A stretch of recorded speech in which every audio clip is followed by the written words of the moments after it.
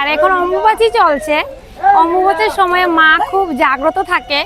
আর মা কামাখ্যাতেই মার পীঠস্থান, সেখানে আমরা বেশিরভাগ সবাই যাই, পুজো করি। আর ওইখানে পুরো ভারতবর্ষ থেকে প্রচুর পরিমাণে পুণ্যার্থী যায়। আপনারা যদি পারেন ওইখানে যেতে পারেন, কিন্তু মাকে বেশি জ্বালা যন্ত্রণা দেবেন না, মার পুজো করবেন মন দিয়ে। এই সময় সমস্ত দেব দেবীরা জাগ্রত থাকে। আর আমাদের বাড়িতে ঘরে অনেক ভ্রান্ত ধারণা আছে যে এই ঠাকুর ঘরে মাকে ঢাকা দিয়ে রাখতে হয়, এসব ভুল। আমরা মহিলারা যদি ঋতুবতী হয় তাহলে কি আমরা খাই না, আমরা বিশ্রাম করি না, আমরা কি ঢাকা দিয়ে ঘর বন্ধ করে রাখি? মাও নারী জাতির প্রতীক, মা থেকে আমাদের সমস্ত নারী জাতির সৃষ্টি হয়েছে। সেই জন্য মায়ের সময় একটু দুর্বল থাকে, আমাদের প্রকৃতি দুর্বল থাকে। প্রকৃতির যত্ন করুন, মার পুজো করুন। আর যত মন্ত্রপাঠ আপনারা যত বেশি করে করতে পারবেন এই সময় ততই আপনাদের ফল হবে।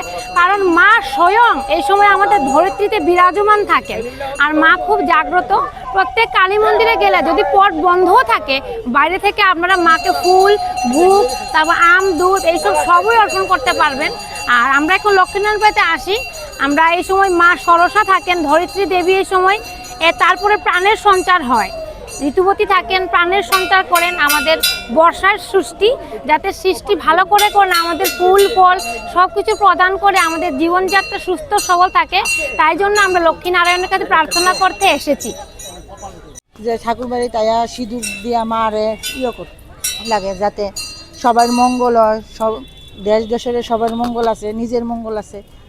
এটাই তো সবাই আমরা ছোটোবেলার থেকে এটা শুনতাছি। আমার না এমন লাগে আম দুধ লইয়া এমন লাগে, এটাই যার যার ঠাকুরের মনের কাছে, ঠাকুরের কাছে প্রার্থনা করার লাগে যাতে সবাই সুস্থ সবল থাকে। কত বছর ধরে আছে? আমি তো ছোটো থেকে আইতাছি, আমি ছোটোবেলার থেকে, আমার বিয়ার আগের থেকে আমি সবসময় আই।